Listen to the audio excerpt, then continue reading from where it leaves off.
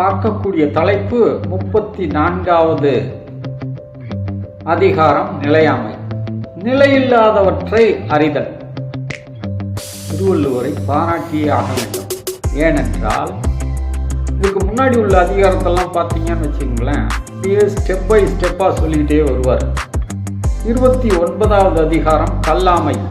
கல்லாமைனா என்ன? திருட்டை தவிர்க்க வேண்டும் என்கின்றார். 30வது அதிகாரம் வாய்மை, அதாவது எந்தெந்த நல்ல சொற்களை சொல்ல வேண்டும், தீங்கற்ற சொற்களை சொல்லுதல் என்கின்றார். 31வது அதிகாரம் வெகுளாமை. அப்படி என்றால் கோபத்தை அடக்குதல் என்று அர்த்தம். 32வது அதிகாரம் இன்னா செய்யாமை, மற்றவர்களுக்கு துன்பம் செய்யாதிருத்தல். 33வது அதிகாரம் கொல்லாமை, கொலை செய்யாதிருத்தல். இது எல்லாம் நீங்க பண்ணாம இருந்தீங்கன்னா கடைசியா இதெல்லாம் எங்க கொண்டு போய் லீட் பண்ணோம்? நம்ம நிலையாமை, எது நிலையானதுன்னு தெரியாத வரைக்கும் இதெல்லாம் நம்ம செஞ்சுக்கிட்டு இருப்போம்னு திருவள்ளுவர் சொல்லுகிறார். 34வது அதிகாரம் 336வது புனித குறளில் என்ன சொல்லுகின்றார் என்றால், நெருநல் உளனொருவன் இன்றில்லை என்னும் பெருமை உடைத்தி உலகு என்று பெருமையாக சொல்லுகின்றார்.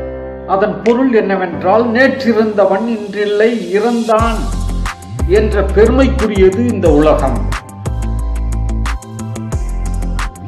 நிலையாமை தான் சிறந்தது என்கின்றார் வள்ளுவர். அவரது வழியிலேயே 7 சொற்களில் சொல்ல வேண்டும் என்றால், அதாவது நிலையாமை தான் நிலையானது, மற்ற எதுவும் நிலையற்றது என்றுதான் சொல்ல வேண்டும். இதைத்தான் ஒரு ஆங்கில கவிஞன் சொன்னான், uncertainty is certain என்று சிறு வரியில் சொல்லுகிறார். இதைத்தான் ஷேக்ஸ்பியர் தனது ஜூலியஸ் சீசர் நாடகத்தில் 3வது ஆக்டில் 2வது காட்சியில் சொல்லுவார். புரூட்டஸ் தனது ஆட்களுடன் ஜூலியஸ் சீசரை கொன்று விடுவான். ஆண்டனி அவரது உடலை எடுத்துக்கொண்டு மார்க்கெட் பிளேஸுக்கு வருவார். அப்பொழுது பொதுமக்களிடம் பேசுவார். அந்த உரைதான் உலகிலேயே 2வது biggest oration.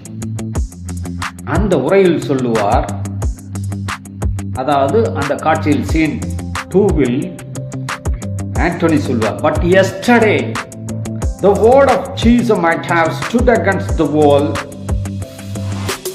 now lies he there. This was the word used there.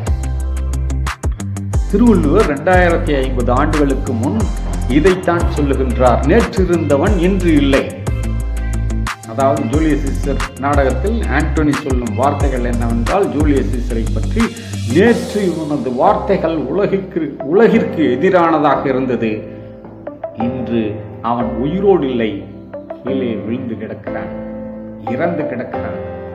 நேற்று இருந்தவன் இன்று இல்லை என்னும் பெருமைதான் உலகிலேயே சிறந்த பெருமை என்று வள்ளுவர் கூறுகின்றார். அத்தமும் வாழ்வும் அகத்து மட்டே, கைப்பற்றிய மாந்தரும் வீதி மட்டே, விம்மியழும் பிள்ளைகளும் சுடுகாடு மட்டே என்று பட்டினத்தார் அழகாக கூறுகின்றார்.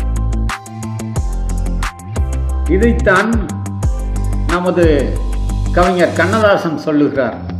வீடு வரை உறவு, வீதி வரை மனைவி, காடு வரை பிள்ளை, கடைசி வரை யாரோ, கடைசி வரை யாரோ என்று பாடுகின்றார்.